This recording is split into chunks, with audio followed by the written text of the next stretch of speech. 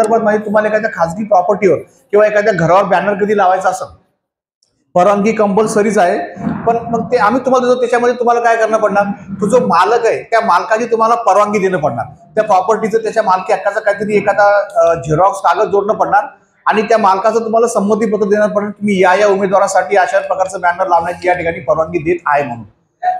हे आम्ही तुम्हाला सर्व रायटिंग मध्ये पण देतो. म्हणजे तुम्हाला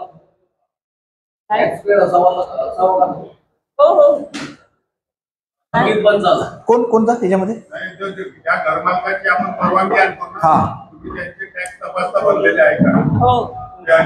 येस येस येस तुम्ही येस येस त्यांचे तुम्ही टॅक्स भरूनच घ्या.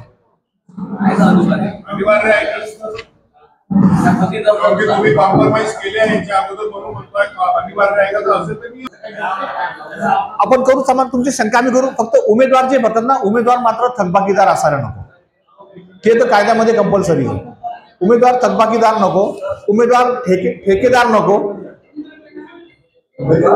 उमेदवार नगरपालिकेचा ठेकेदार नको, ठेकेदार नको, ठेकेदार नको. त्यामुळे पहिले जे जे इच्छुक असतील त्यांनी नगरपालिकेचे जे ड्यू असतील ते क्लिअर करून टाका फॉर्म भरायच्या पहिले.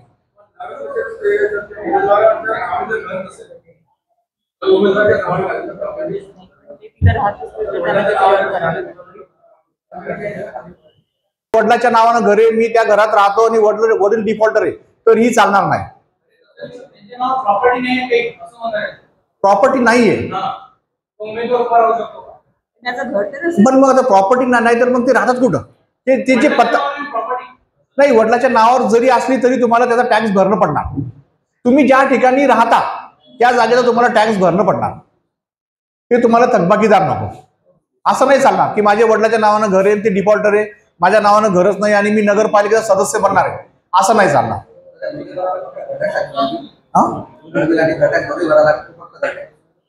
घर या व्यतिरिक्त ती पण तुमच्याकडे थकीत नको, थकबाकीदारच नको त्याच्यामध्ये.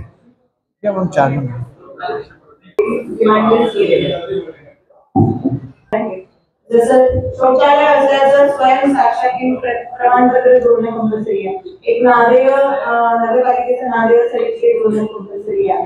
त्याच्यानंतर मतदार यादीमध्ये तुमचं नाव ज्या पेजवर आहे त्याची एक प्रत देणं गरजेचं आहे. तर या सगळ्या गोष्टी आहेत ना तुम्हाला जी प्रिंट काढल्यावर त्याच्यावर स्वाक्षरी केलं तर जोडावं. संध्याकाळी इश्यू करतो सर्वांना किंवा दुपारनंतर. काय झालं, 11:30 वाजता आमचं ट्रेनिंग आहे, आयोग घेत आहे 11:30 वाजता. आता नवीन काही सूचना आल्या असतील वगैरे ते आम्ही त्याच्यामध्ये ऍड करतोय. 2 तास ट्रेनिंग चालन, 11:30 ते 1:30 वाजेपर्यंत आम्ही तयार करतो. 3-4 वाजता आम्ही तुम्हाला ते इश्यू करतो. उलट तुम्ही एक गोष्ट समजून घ्या, जेवढी जास्त तुम्हाला माहिती क्लिअर आहे तेवढा आमचा त्रास कमी आहे. म्हणजे तुम्ही कुठं चुकायला नको, तुम्हाला अडचण यायला नको, हाच आमचा प्रयत्न राहील. तुम्हाला काही अडचण आली की तुम्ही परत आमच्याकडे सांग, आहे ना. म्हणजे ही वेळच येऊ नको की तुम्हाला कोणती अडचण आली तरी तुम्ही किती वेळेस आमच्याकडे आले तरी आम्हाला काही अडचण नाहीये, पण तशी वेळ तुमच्यावर येऊ नको. तुमच्या ज्या काही शंका असतील आणि त्याच्याही नंतर आमची तुम्हाला अशी विनंती राहील की तुम्ही जो फॉर्म भरताना सर्व अपक्ष पक्ष वगैरे कोणी असेल, तुम्ही कच्चा फॉर्म एक झेरॉक्स आमच्याकडनं दाखल करायच्या पहिले तपासून घेतली तर फारच चांगलं. म्हणजे आमचा असा प्रयत्न राहील की कोणाच्या फॉर्म मध्ये चुकी राहूच नाही. तुम्ही फक्त काय करता करू नका, अशी आमची विनंती राहील की शेवटच्या दिवशीच गर्दी करू नका. तुम्ही 16 तारखेपर्यंत फॉर्म घेऊन आले तर प्रत्येक फॉर्म आम्ही तुम्हाला तपासून वेळेवरच सांगू कमी असेल का नाहीये वगैरे. ते काही कमी असेल तुमच्याकडनं दुरुस्त करून घेऊ. ते पण एक लक्षात ठेवा, 17 तारखेला जरी तुम्ही फॉर्म आले, 17 तारखेला तुमचा फॉर्म आम्ही असा करणार नाही, आम्ही घेतला आणि ठेवून दिला आणि तुम्ही जा आणि मग नंतर सांगणार की तुमच्या फॉर्म मध्ये त्रुटी आहे. असं आम्ही करणार नाहीये. सर्वांनी कृपया लक्षात घ्या. नंतर तुम्ही असं म्हणायला नको की यांनी फॉर्म दुरुस्त केले का काय केले वगैरे. ते प्रत्येकाचा फॉर्म आम्ही तपासूनच घेणार आणि ज्या किरकोळ चुका आहेत त्या चुका आम्ही त्यांच्याकडनं त्याच ठिकाणी दुरुस्त करून घेणार. उदाहरणार्थ समजा तुमचा 17 तारखेला 2:55 10 लोकांनी फॉर्म दिले, आम्ही काय करू, ते 10 फॉर्म आम्ही घेऊन ठेवू. 3 वाजेपर्यंत सगळे फॉर्म आम्ही घेऊन ठेवू. 3 वाजेनंतर वेळ संपली की दरवाजे बंद करू आणि तुम्हाला बसू इथं आहात आणि ते प्रत्येक फॉर्म आम्ही तपासू. त्यात काही त्रुटी असतील त्या वेळेवर तिथं ऑन द स्पॉट तुमच्याकडनं त्या त्रुटी आम्ही दुरुस्त करून घेऊ. कोणाची सही सुटली, कोणाचा रकाना सुटला, आणखीन काय राहिला असं वगैरे त्या दुरुस्त करून घेऊ. ज्या किरकोळ स्वरूपाच्या त्रुटी आहेत त्या सगळ्या, मग त्याला संध्याकाळी 5 आणि 6 वाजले तरी आम्ही त्या दुरुस्त करून घेऊ. कोणताही उमेदवार असो, अपक्ष असो किंवा कोणताही पक्ष असो, किरकोळ दुरुस्त्या ह्या आम्ही तुम्हाला फॉर्म दाखल करायच्या वेळेस दुरुस्त करून घेणार. फक्त जी मोठी चूक आहे, जी घोड चूक आहे, की ज्याच्यामुळं तुमचं फॉर्मच रद्द होऊ शकल, अशा चूक दुरुस्त करायला चान्स भेटणार नाही. म्हणजे तुम्ही ऑनलाईनवर प्रभाग क्रमांक चुकीचा टाकला आणि आम्हाला समोर तुमचा प्रभाग चुकला, तर अशी चूक दुरुस्त नाही होणार, फक्त किरकोळ चूक. बरोबर आहे. त्यामुळे तुम्ही असं वेळेवर म्हणायला नको की तुम्ही त्यांच्या फॉर्ममध्ये दुरुस्ती काय केली, आणि ही सगळी प्रक्रिया आम्ही तुमच्या समोर करणार. तो सांगून की आम्ही यांचं काय दुरुस्त करतो, कोणाची सही सुटलेली असते, कोणाचा एखादा झेरॉक्स, कोणाचा कागद लावायचा राहिला असतं वगैरे, ज्या किरकोळ स्वरूपाच्या चुका आहेत त्या चुका आम्ही त्या ठिकाणी दुरुस्त करून घेणार. जी मेजर चूक आहे की ज्याच्यामुळे नॉमिनेशनच रद्द होणार आणि ते कायद्यामध्ये की असं करता येणार नाही, ती चूक दुरुस्त होणार नाही. बरोबर आहे. उद्देश हाच आहे की जास्तीत जास्त लोकांचे फॉर्म हे स्टँड राहिले पाहिजेत, रद्द कोणाची फॉर्म होण्याची कोणाची वेळच येऊ नये. त्याच्यासाठीच आम्ही तुम्हाला रेडी मटेरियल तयार करतोय. आणि तुम्ही 16 तारखेपर्यंत कधी फॉर्म ऑनलाईन केले असेल, तुम्ही आमच्याकडनं केव्हा पण तपासून घ्या, संध्याकाळी या वगैरे, आम्ही इथे बसलेच राहू. आम्ही तुम्हाला पेन्सिलनं सगळं व्यवस्थित करू, काय दुरुस्त सांगायचे पण सांगू, जेणेकरून तुमचा फॉर्म चुकणार नाही. बरोबर. पण तुमच्या काही तुम्ही फॉर्म सबमिट केला म्हणजे तुम्ही आता तुम्ही फॉर्म सबमिट केला म्हणजे तुम्ही आता नाही तुम्ही फॉर्म सबमिट केला म्हणजे तुम्ही निवडणुकीच्या रिंगणात आले. येस. आता विधानसभेत पण आपण पाहतो ना, हे बघा तुम्हाला माहित सर्व आहे, विधानसभेत सगळे लोक सक्रिय असतात, फक्त आमच्याकडनं कन्फर्म करून घेतात. निरंतर द्या. तुम्हाला नॉमिनेशन फीस तर भरणं पडेल ना, नॉमिनेशन फीस तर भरणं पडेल. मी आहे. हो. काय झालं, तुमच्या साहेबाचा पायाचा थोडा प्रॉब्लेम झाला, गाडीहून ऍक्सिडेंट झाला, तर ते कदाचित छाननीपर्यंत मी राहील, नंतर रेग्युलर तुमचे साहेबच राहतील. पण नॉमिनेशनचा पार्ट शक्यतो माझ्याकडनंच पूर्ण क्लिअर करा. हो, माझा नंबर घ्या ना, माझा घ्या, मॅडमचा घ्या, दुसरे माझा 8605587 मी रुपेश खंडारे. 8605587303.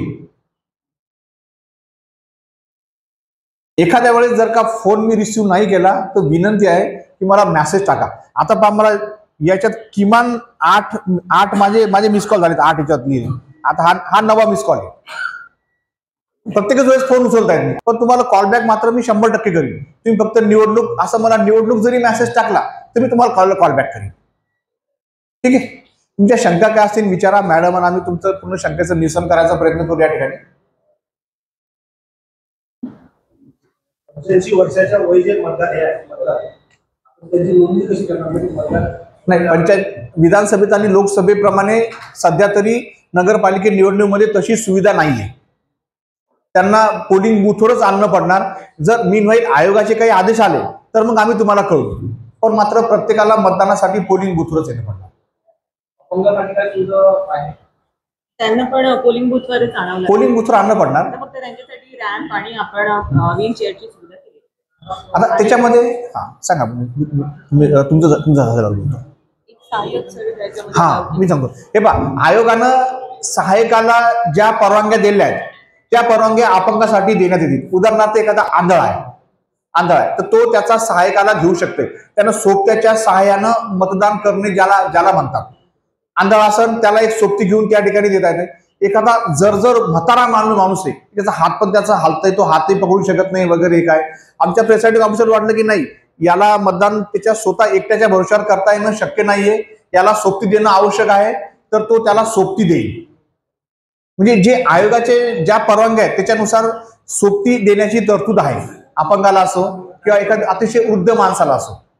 पण लोकसभेप्रमाणे विधानसभेप्रमाणे 85 वर्षाच्या व्यक्तीला त्याच्या घरी जाऊन ज्याला होम पोलिंग म्हणतो तशी तरतूद सध्या तरी नाहीये. आले तर आम्ही तुम्हाला कळू.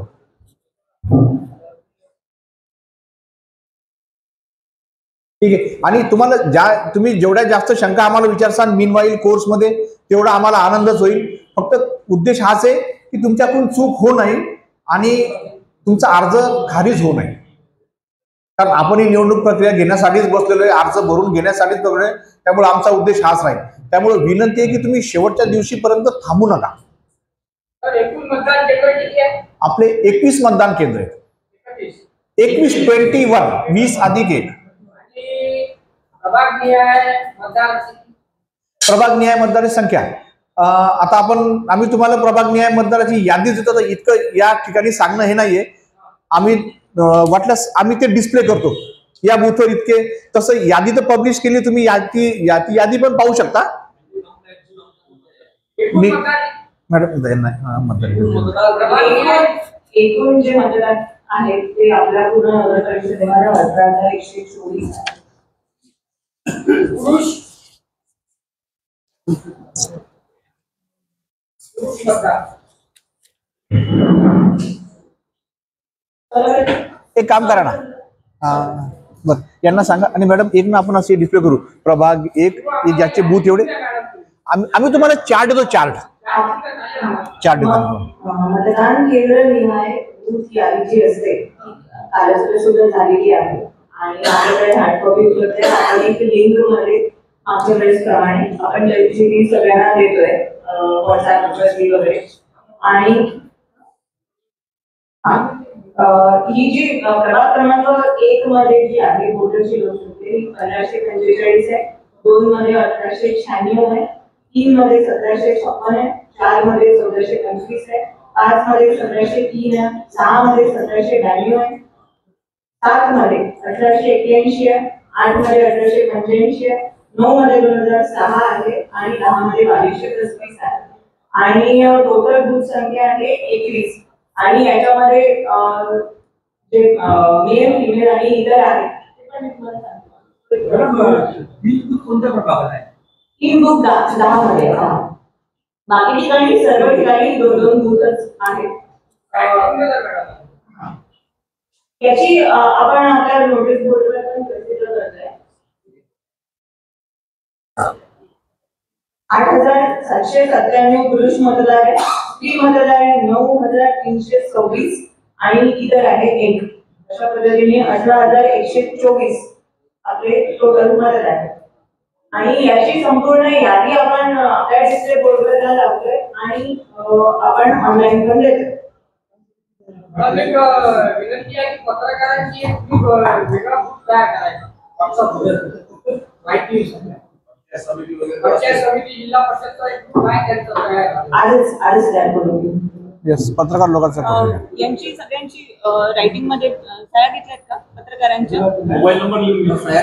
त्याच्यामध्ये सगळ्यांचा मोबाईल त्याच्यामध्ये सगळ्यांचा मोबाईल नंबर घेऊन घ्या. शेवट एक प्रश्न, जेव्हा तुम्ही कार्यक्रम घेता पत्रकारांसाठी बर येस बरोबर आहे. चांगली सूचना आहे. नाही थोडा काय विषय झाला माहितीये का, आपण 10 ते 10:30 राजकीय पक्ष म्हटलं आणि पत्रकार 10:30 म्हटलं होतं. राजकीय पक्ष 10:30 आले. तुम्ही वेळेवर आले त्यामुळे जमिनी झालं, पण सेपरेट असलं पाहिजे. तुमची सूचना अगदी योग्य आहे. पुढच्या वेळेसपासून आपण तसंच करणार. नाही बरोबर आहे, तुमची अपेक्षा एकदम रास्त आहे. आम्ही तसंच करू. तुम्हाला एक वेगळं प्लॅटफॉर्मच देऊ. नाही आता कसं आहे, थोडं जरा घाई झालं. आपण शांतन घेतला तर पण 11:30 वाजता आमचंच ट्रेनिंग आहे. त्यामुळे आम्हाला थोडं जरा लवकर करायचं पडलं. तुमच्या शंका असेल तुम्ही विचारा, नाहीत मग आपण थांबवतो.